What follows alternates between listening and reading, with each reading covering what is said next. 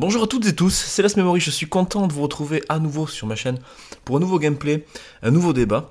Alors aujourd'hui, en ce qui concerne le gameplay, on se retrouve avec FZY Falco, qui est donc sur Hijacked accompagné de FZY Most Wanted. Il va tenter de débloquer la médaille invincible au S12. Sa classe, que je vous dise pas de bêtises, c'est poids léger, robustesse, dextérité et masque tactique. Le S12 avec le viseur laser. Et enfin, une grenade frag. En score strike, vous les voyez, drone de brouillage et micro station orbitale. Tout simplement. Voilà ce qui concerne le gameplay. Et je voulais tout d'abord vous remercier. On est, si mes comptes sont bons, 1350 sur ma chaîne aujourd'hui. C'est un chiffre ahurissant pour moi. Croyez-moi, ça fait l'équivalent du village dans lequel j'habite. C'est-à-dire que c'est comme s'il y avait chaque habitant qui me suivait sur ma chaîne YouTube. Assez hallucinant, surtout quand on sait, quand on commence de pas grand-chose. Et on pense jamais en arriver là, et donc c'est grâce à vous que j'en suis là, c'est grâce à vous que ma chaîne fonctionne, et que donc sans mes abonnés, elle n'existerait tout simplement pas. Alors merci du fond du cœur. Je vous remercie également pour votre interactivité, vous êtes nombreux à me poster des sujets sur les espaces commentaires.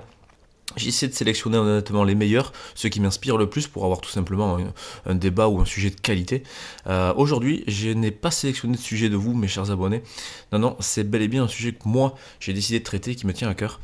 C'est le fossé qu'il existe entre le milieu étudiant et le milieu professionnel. J'avais envie d'en parler parce que j'étais forcément donc confronté à ça à la sortie de la fac, tout simplement. Alors il y a une phrase qui est grandement connu, c'est le travail forme la jeunesse. Alors c'est très joli, hein, c'est comme toutes les phrases qu'il y a dans www.citation.com, mais moi je me demande si un jour quelqu'un l'a retourné, à savoir est-ce que la jeunesse, elle est formée au monde du travail. Et ça c'est bien moins sûr, croyez-moi. Moi quand je suis sorti de la faculté de mon école d'ingénieur, j'ai vu un grand canyon entre le banc de l'amphithéâtre et mon bureau dans l'entreprise dans laquelle j'avais été recruté. Pourquoi? C'est assez simple à expliquer, entre guillemets. Assez simple, je dis bien entre guillemets. C'est les rapports qui changent. Il faut savoir que donc à la fac, vous êtes avec vos potes sur un banc d'amphithéâtre en train d'écouter un prof. C'est ni plus ni moins de l'attention qu'on vous demande, un peu de sérieux, ce que moi je n'étais pas forcément à chaque cours, mais on vous demande un minimum de sérieux. Quand vous arrivez par contre dans une entreprise, vous êtes petit un peu avec vos potes, et petit 2 surtout, c'est pas un prof qui est en face de vous, mais c'est généralement un supérieur hiérarchique qui vous demande des résultats, et ces résultats, il faut quoi qu'il arrive les donner.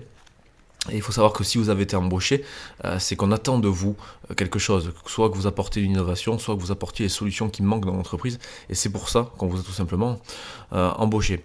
Alors c'est une transition complexe parce qu'on apprend tout simplement ce que c'est que les relations professionnelles, non plus amicales. Je vous déconseille fortement d'essayer de devenir ami avec un de vos supérieurs. Petit 1, c'est super mal vu, puis c'est très, je pense, très français, ça fait très lèche-boule, très lèche-botte, et c'est une catastrophe. Donc je vous déconseille honnêtement de devenir pote avec votre supérieur. C'est très mal vu par vos camarades ou vos collègues de boulot. Et justement, vos collègues de boulot ne sont pas vos potes de fac ni vos camarades. Loin de là. Il faut donc réussir à maintenir une certaine relation tout simplement professionnelle et pas amicale. Une entreprise dans laquelle vous rentrerez, enfin l'entreprise dans laquelle vous allez rentrer, in fine, elle possède également un règlement intérieur exactement le même que... Ça porte le même nom qu'un règlement intérieur de faculté ou au lycée. Sauf que ce que vous risquez si vous ne respectez pas ce règlement intérieur, c'est pas des heures de colle ou un zéro, c'est un avertissement et au pire des cas, de vous faire licencier. Et là, c'est beaucoup moins rigolo pour remplir le frigo, pour manger à la fin du mois, si vous êtes licencié. C'est-à-dire que là, on n'est vraiment plus dans le domaine faculté, ou si vous êtes viré d'un cours, c'est pas grave. C'est pas très grave en soi. Il y a également les résultats demandés et la qualité des résultats qu'on va vous demander dans un milieu professionnel. Par exemple, je prends l'exemple à la fac, mais pendant un examen, vous n'avez pas la réponse au petit A. Qu'est-ce que vous faites? Vous la zappez, vous en foutez, et puis vous passez à la petit B. Il y a également le fait vous êtes nul dans une matière, vous faites l'impasse complètement à cette matière, mais vous allez par compensation essayer de cartonner à l'autre, et si vous avez un 4, vous essayerez d'avoir 16 à l'autre matière. Bon, mais ça, dans le milieu professionnel, ça marche absolument pas. Pourquoi? Parce que généralement, la théorie que vous avez acquis pendant votre enseignement, vous êtes censé la mettre en pratique, et c'est là que le bas blesse, c'est que généralement, on ne met pas du tout en pratique. Quand vous êtes un gros branleur comme moi, je l'ai été, quand vous avez fait des impasses scolaires, donc vous avez oublié certains, et volontairement, certains cours théoriques, je peux vous jurer que dans le milieu professionnel, ça vous revient en plein dans la gueule, quoi. Moi, il m'est arrivé, vu que je suis responsable qualité, que la directrice me demande tout simplement en début de semaine de trouver une solution à un tel problème. et que j'avais absolument pas les idées ou je savais même pas comment m'y prendre pour la simple et bonne raison que l'aspect théorique, je l'ai même pas bossé, même pas ouvert la page, j'ai même pas foutu un pied dans le cours quoi. Je savais même pas la tronche du professeur. Et ça, c'est quelque chose qui est donc non négligeable quand vous êtes au boulot parce qu'il est hors de question qu'arrivé à la fin de la semaine, vous alliez dans le bureau du directeur ou de la directrice et dire bon finalement je suis désolé parce que j'ai pas bossé donc je le sais pas. Je peux vous jurer que vous allez vous prendre un aller-retour, vous avez intérêt à raser les murs.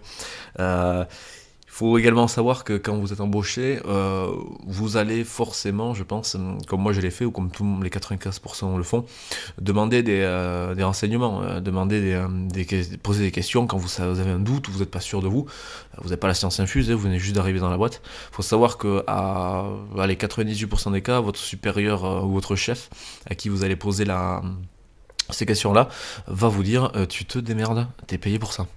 Voilà, la différence avec les milieux étudiants, c'est que tout simplement un étudiant, son prof, vous levez la main, il vient vous aider. Voilà, vous expliquez votre problème, il vient vous aider. Là, c'est pas du tout le cas. Votre supérieur, c'est pas votre prof, quoi. Il est là pour diriger, mais il est pas là pour vous former forcément.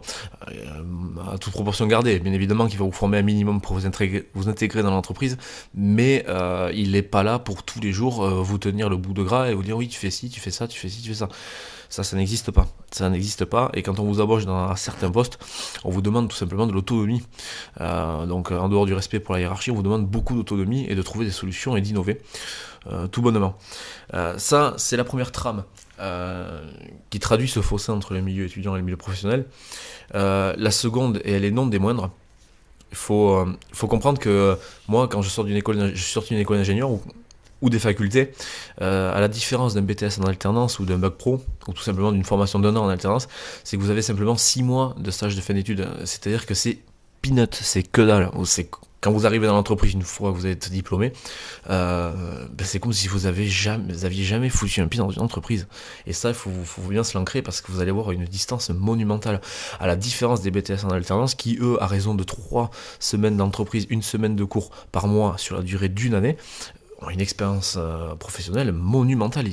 Quand ils arrivent après, ils sont embauchés généralement derrière leur alternance, mais c'est tout crème, ça passe tout beurre, quoi. Aucun souci. Contrairement à nous c'est la galère, quoi. Je savais même pas comment parler à ma direction, moi.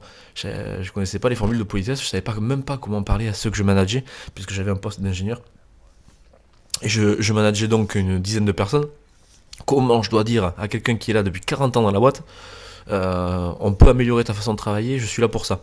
Mais le mec, il m'a regardé, il m'a dit, mais j'ai rien à faire de tes diplômes, j'ai rien à faire de savoir que tu changes ma façon de travailler, quoi. Pendant 40 ans, j'ai travaillé comme ça.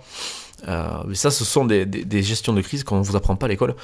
Il n'y a aucun prof qui vous a appris ça. Et ça, je pense qu'on l'apprend généralement en étant en alternance.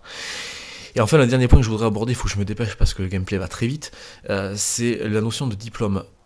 Ne croyez pas que parce que vous avez bac plus 5, 6, 7, 10, 12, peu importe, hors les médecins bien évidemment, vous allez avoir un poste à l'image de votre diplôme. Moi j'ai bac plus 5 et je peux vous jurer que j'ai galéré monumentalement pour trouver un poste qui correspondait à tout simplement mon statut bac plus 5. C'est pour ça que de toute façon je suis pas le seul dans ce cas là, c'est pour ça que vous avez beaucoup de gens qui travaillent au McDo ou j'en sais rien qui font plein d'autres boulots alors qu'ils sont surdiplômés. Faut pas croire qu'on va gagner forcément 2500 € parce qu'on est ingénieur, c'est une belle connerie, enlevez-vous ça de la tête, parce que vous coûtez le double à une entreprise, tout simplement, et donc soit vous entendrez t'as pas assez d'expérience, soit tu vas me coûter trop cher, vous entendrez des vertes et des pas mûres, tout ça pour ne pas être embauché au poste dans lequel vous pouvez prétendre. Voilà le gros fossé qu'il existe en France, voilà le problème certainement de la formation, et je pense qu'il était important pour moi de vous faire toucher à peu près du doigt ce fossé qu'il existe et ces notions de relations qui sont totalement différentes par rapport au lycée, à la fac ou autre. Voilà, j'espère que ce gameplay vous aura plu, il s'est terminé. Ça a été un gameplay pris en mode studio, j'ai essayé une migration de notes, j'ai essayé de tout simplement le coller correctement et je vais l'envoyer comme vous l'avez vu certainement au tout début à Code QG qui ne tente rien à rien. Voilà, si je suis uploadé, je remercie par avance cette grande chaîne communautaire. Voilà, d'ici là je vous souhaite une bonne journée, bonne matinée et je vous dis prenez soin de vous, bye.